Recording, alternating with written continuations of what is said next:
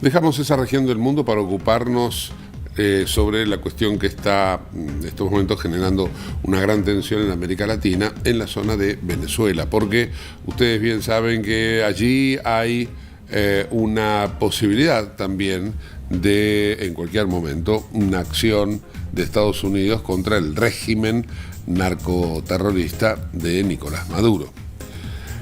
En los últimos días, particularmente antes de la Nochevieja, Nicolás Maduro concedió una entrevista a la cadena Telesur, en donde allí declaró, todo indicaría que es una entrevista en dos partes, que todavía no ha sido grabada la segunda parte, pero, y ahora les explico por qué, declaró Nicolás Maduro que está dispuesto a dialogar con Estados Unidos sobre todos los aspectos vinculados al narcotráfico para tratar de calmar, pacificar esta situación. De hecho, Maduro reveló que había tenido charlas con Donald Trump, a las cuales Maduro consideró que eran muy buenas, habían sido muy buenas, muy fructíferas, pero que, de acuerdo a Maduro, inexplicablemente luego el diálogo se cortó, se interrumpió.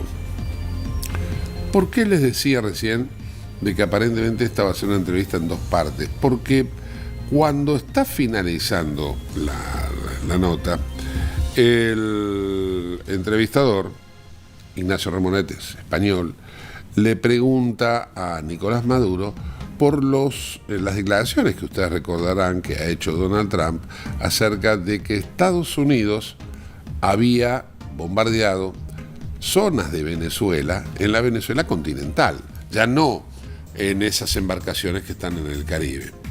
A lo cual Maduro ni confirmó ni desmintió. ¿Y cómo respondió frente a esa pregunta que fue directa por parte de Ramonet? Maduro le respondió: ese va a ser tema para una próxima entrevista. De esta manera, entonces, es como eludió dar una respuesta acerca de si hubo o no hubo una acción armada de Estados Unidos en Venezuela. Esto es lo que dijo Maduro. Ahora, vayamos a los hechos. Ustedes recordarán que en este mismo programa, el día 30 de diciembre, les comentábamos, dábamos detalles de una información que provenía de la Guajira colombiana. Guajira es esa península que rodea el Golfo de Venezuela, Golfo de la Guajira, desde el lado colombiano, ¿no? En ese reporte que hacíamos el día 30, comentábamos que habían aparecido restos de embarcaciones de esas famosas embarcaciones, las narcolanchas, o tal vez un poco más grande, había algún otro navío un poco más, digamos, de mayor envergadura, de mayor eslora. Pero la cuestión es que habían aparecido en las playas de esta zona, de esta península, que es una península semidesértica, no es habitada, solamente hay pescadores, hay algún que otro, de acuerdo a los testimonios y a los oficios policiales, narcotraficante dando vuelta por allí, que trapichea sus pequeños bultos hacia algún destino cercano, porque hay algunos islotes. Y eso es todo. Hasta ahí es todo, porque esa era una vieja ruta del tráfico de drogas explotada por Pablo Escobar, que luego, con al haber finalizado esa operatoria que tenía Escobar, prácticamente se pobló de policías y de controles. Entonces fue una ruta que quedó en desuso para el narcotráfico, pero sí siguió siendo utilizada para el narcomenudeo. Siempre estoy hablando del lado colombiano.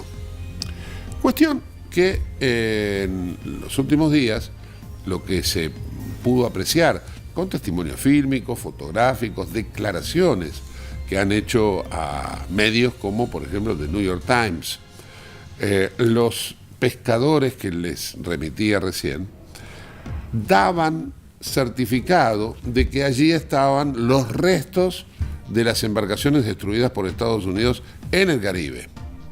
Pero no solamente estaban los restos de las embarcaciones, también habían aparecido restos humanos.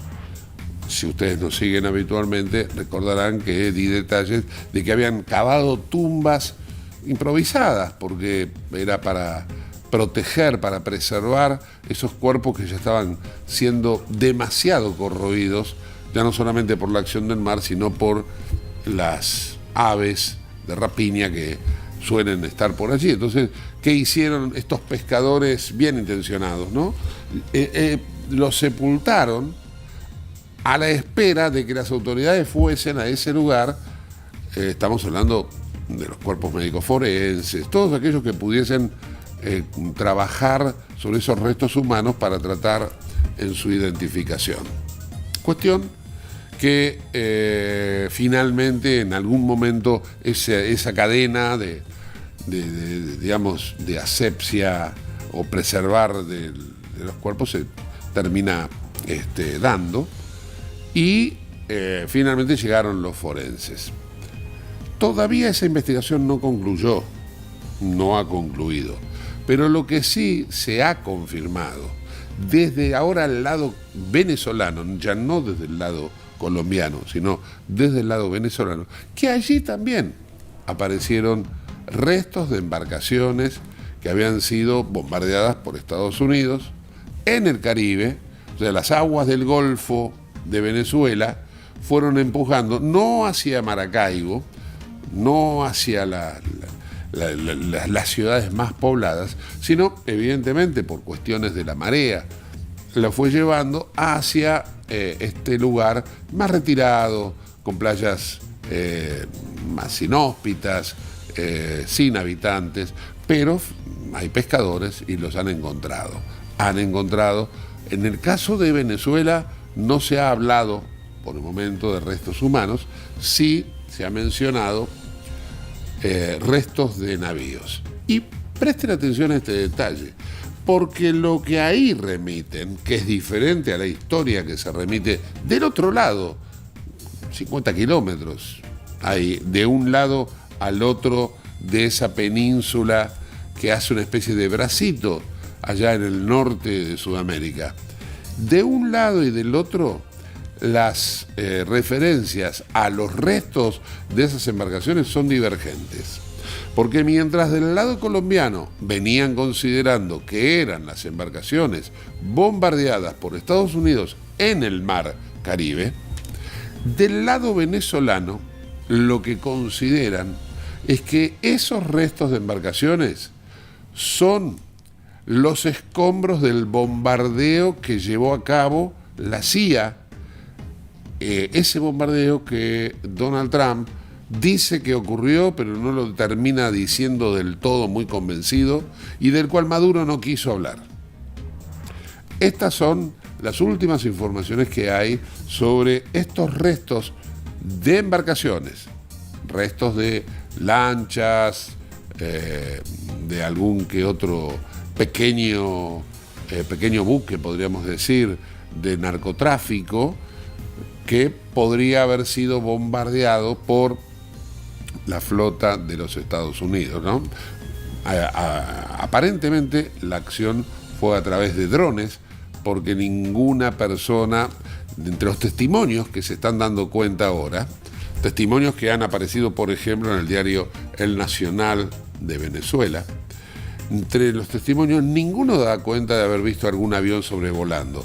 Lo que sí dicen es que se vio una explosión en el horizonte y que al otro día o a los otros días lo que aparecieron fueron estos restos. Después, mediante, si tenemos tiempo, también vamos a contar y dar este relato de una situación bastante compleja para Venezuela, que tiene que ver ahora con la no venta de petróleo y en la acumulación que está teniendo de petróleo en las zonas altamente, densamente pobladas urbanas, lo cual la convierte a ciudades enteras en verdaderos polvorines frente a la posibilidad de una acción de estas características. Pero lo vamos a desarrollar luego.